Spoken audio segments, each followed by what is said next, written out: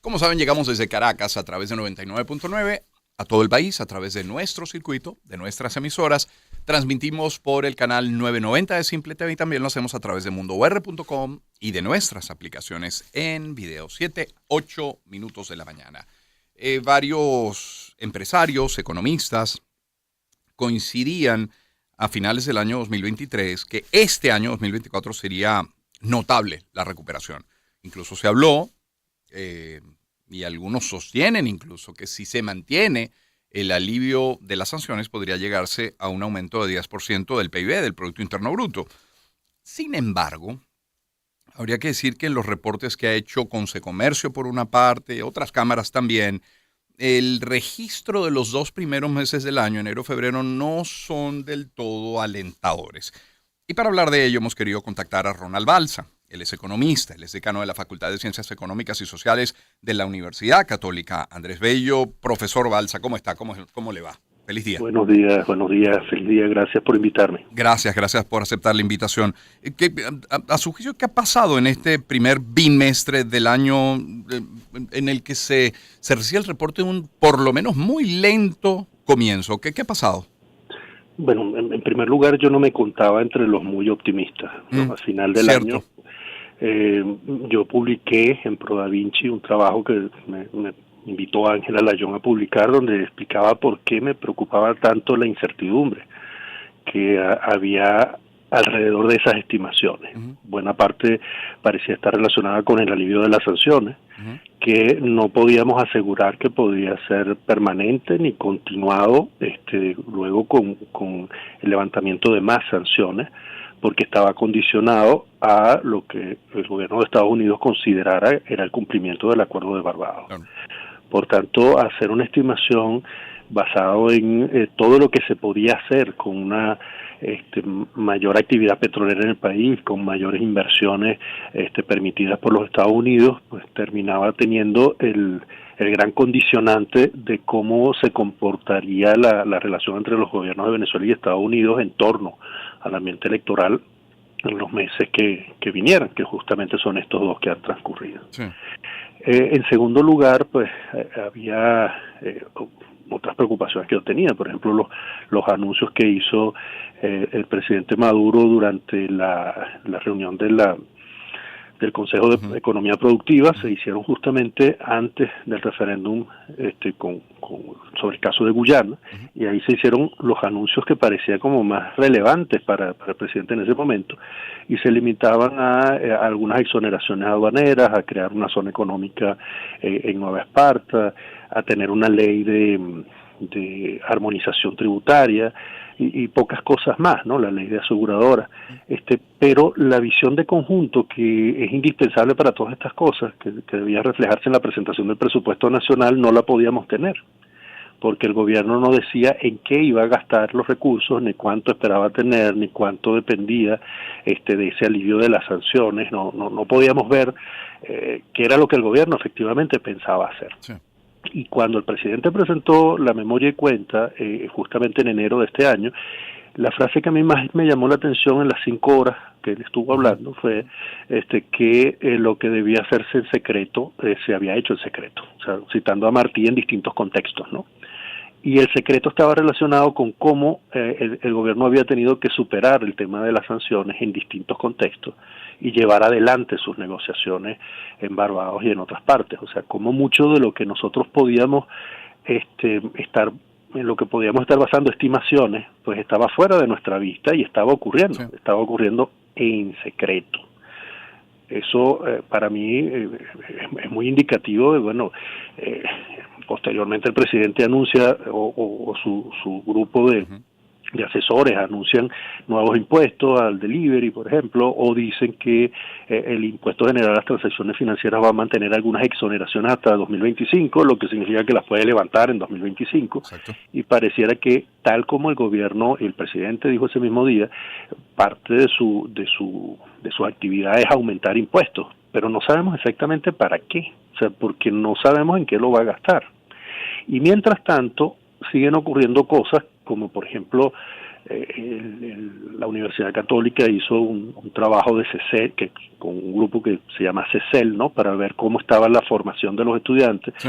Y es muy deficiente, y el Observatorio de Universidades ve cómo están los profesores universitarios, y están muy mal, y esos son procesos de una continuidad que bueno, es muy preocupante porque lleva décadas así y no se ve que se esté haciendo nada para corregir eso de ningún modo. Sí.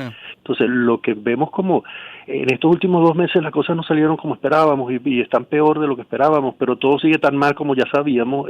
A mí me genera siempre esa sensación como de preocupación, sí, que me hace no ser de los más optimistas cada vez que hay pronósticos. Además, cuando uno habla, es el profesor Ronald Banza que nos acompaña, cuando uno habla con comerciantes, sobre todo empresarios en general, pero particularmente comerciantes, ya ellos dicen, bueno, ya yo doy enero por perdido. O sea, porque el país se activa en febrero, pero es que entonces ya no es febrero, ya es después de Carnaval. Y este año parece que ya no es después de Carnaval, sino después de Semana Santa. Y siendo que Semana Santa es 28 y 29, estamos hablando del mes de abril. ¿Se puede cumplir con una meta aún manteniendo las sanciones? Aún manteniendo, quiero decir, el alivio de las sanciones. ¿Se puede cumplir con esa meta de crecimiento, esa de la que hablan algunos de 10%, con este primer inicio de año, con un enero y febrero como el que hemos tenido? No, y además ese 10% era sobre un cálculo del PIB que son estimaciones a partir del último que publicó el Banco Central en 2019, exacto, porque son estimaciones que se hacen muy difíciles en este caso, pero si hay otras estimaciones que vemos que tampoco se cumplen, por ejemplo que el tipo de cambio va a dar un brinco en algún momento porque se quedó atrás.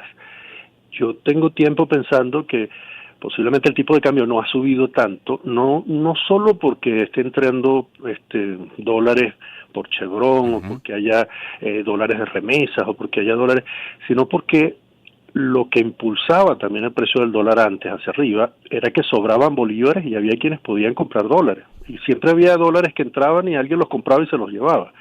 Aquí está pasando lo contrario hace tiempo. Los dólares que estaban afuera están entrando porque muchos de los que estaban ahorrando afuera ya no pueden seguir ahorrando. Y al tener que gastar dentro de Venezuela y no poder comprar dólares, pues la demanda de dólares y la posibilidad de retirarlos de la circulación ha caído en relación con los años pasados. Sí. Y el gobierno dejó de emitir tantos bolívares porque ya no financia PDVSA como antes lo hacía, con la misma magnitud de bolívares a través del Banco Central. Entonces uno podría pensar, bueno, el precio del dólar no sube, en parte porque la demanda de dólares tampoco sube tanto como antes, porque no hay posibilidad de ahorro para mucha gente. Yeah. Uno puede estar esperando que el precio del dólar salte para que eso corrija algún desequilibrio que desde mi punto de vista no es seguro que exista. O sea que yo me atrevería a pensar que no hay un desequilibrio en este momento que esté aguantado necesariamente por las ventas de reserva.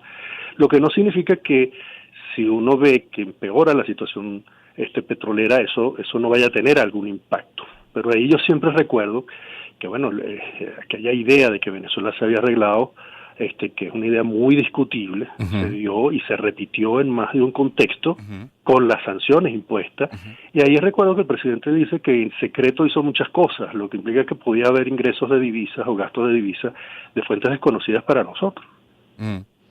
A ver, profesor Balsa, si hay dólares que están regresando al país para el consumo de aquel que ahorró en dólares, y si no hay cambios en el contexto económico, uno puede pensar que, digamos, para la clase media, en algún momento esos dólares se podrían agotar. ¿Qué va a pasar luego entonces con el consumo? ¿Qué va a pasar luego con la producción en nuestro país? Sí, esa justamente es otra de mis preocupaciones, pero también el hecho de que los dólares entren y circulen dentro del país es lo que puede permitir también, o pudo haber permitido en este tiempo, que hubiera transacciones que de otro modo no se podían dar. Claro. Recordemos que hubo un tiempo en el que esos dólares no se podían usar en el país porque no había medio de pago, o sea, o porque estaba prohibido o era muy peligroso. Entonces, esa entrada de dólares por parte de ahorros, que de las últimas cuentas que publicó el Banco Central pudo haber empezado en 2015, 2016, incluso antes de la hiperinflación, pudo haber estimulado actividades productivas que luego el gobierno se atribuyó prácticamente exclusivamente, como si hubiera resuelto problemas. Esas transacciones que se pudieron hacer desde 2018 con permiso, pudieron generar también nuevas fuentes de ingreso a nuevos grupos que o no podían gastar o no podían trabajar para otros. Yo recuerdo cuando empezó a pagarse en dólares a los plomeros, había quienes comparaban su salario con lo que ganaba un plomero. Y decían, ¿cómo es posible que un plomero gane más que yo? Y la pregunta es, ¿cómo es posible que tú tengas ahorrado algo y el plomero no?